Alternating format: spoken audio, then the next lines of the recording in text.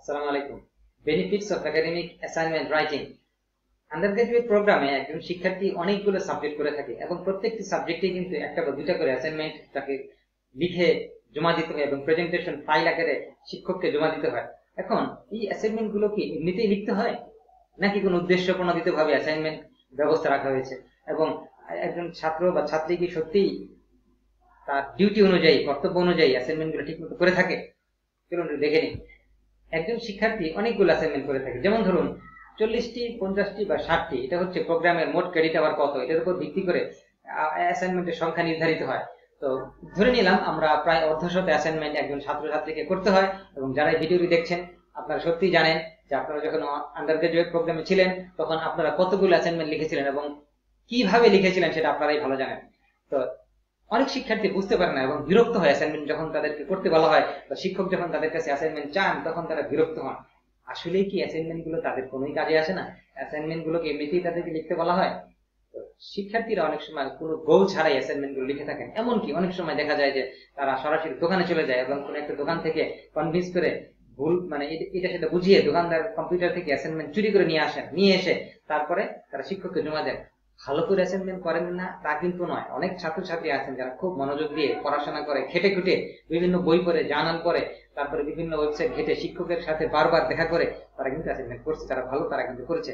যারা খারাপ, যারা ফাঁকিবাজ ছাত্র ছাত্রী, তারা কিন্তু অ্যাসাইনমেন্ট গুলো দোকান থেকে নিয়ে করছে অথবা কোনো ফ্রেন্ডের থেকে নিয়ে করছে। কপি পেস্ট যেটাকে বলা হয়। তাহলে কপি পেস্ট মার্কা যে অ্যাসাইনমেন্ট গুলো আছে, সেই অ্যাসাইনমেন্ট গুলো যারা লেখক বা লেখিকা, যে ছাত্রছাত্রী, তারা কিন্তু মনে করছে আসলে অ্যাসাইনমেন্ট একটা ওয়েস্টেজ অফ টাইম। অ্যাসাইনমেন্ট কেন আমাদেরকে সাবমিট করতে হবে? আমি প্রত্যেক মাসে টিউশন ফিস দিয়ে বিশ্ববিদ্যালয়ে পড়বো, টাকা দিব, ডিগ্রি পাবো, ক্লাস করবো, বিশ্ববিদ্যালয় কেন আমাদের কাছে অ্যাসাইনমেন্ট চাবে? এই যে একটা ব্যাপার, তারা কিন্তু বুঝতে পারতেছে না যে অ্যাসাইনমেন্ট গুলো আসলে তাদের জন্য। তাহলে আসলে কি জন্য অ্যাসাইনমেন্ট আমাদেরকে বা শিক্ষার্থীদেরকে করতে বলা হয়? বা একজন ছাত্রছাত্রী হিসেবে আপনি কিভাবে অ্যাসাইনমেন্ট গুলো করবেন যেন আপনি বেশি বেনিফিটেড হন? Try your best to right authentic. আপনি যদি অথেন্টিক লেখার চেষ্টা করেন, আপনি যদি সাইন্টিফিক লিটারেচার পড়ে অ্যাসাইনমেন্ট লেখার চেষ্টা করেন, আপনি যদি আর্টিকেল পড়ে সামারি লেখার চেষ্টা করেন, আপনি যদি আপনার আইডিয়া ফ্রেন্ডস এবং প্রফেসরদের সাথে শেয়ার করেন একটা অ্যাসাইনমেন্ট লেখার ক্ষেত্রে, আপনি যদি পাবলিশ করার চেষ্টা করেন, একটা অ্যাসাইনমেন্ট লিখে শিক্ষককে সাবমিট করে আপনি ক্ষান্ত হন না, বরং আপনি আরো চেষ্টা করেন যে এই একাডেমিক অ্যাসাইনমেন্টকে কিভাবে কোনো একটু জানালে, সেই হচ্ছে ছোটখাটো জানাল। আপনি ছাত্র অবস্থায় অবশ্যই বড় জানাল টার্গেট করতে পারেন না, করলে লাভ হবে না খুব একটা।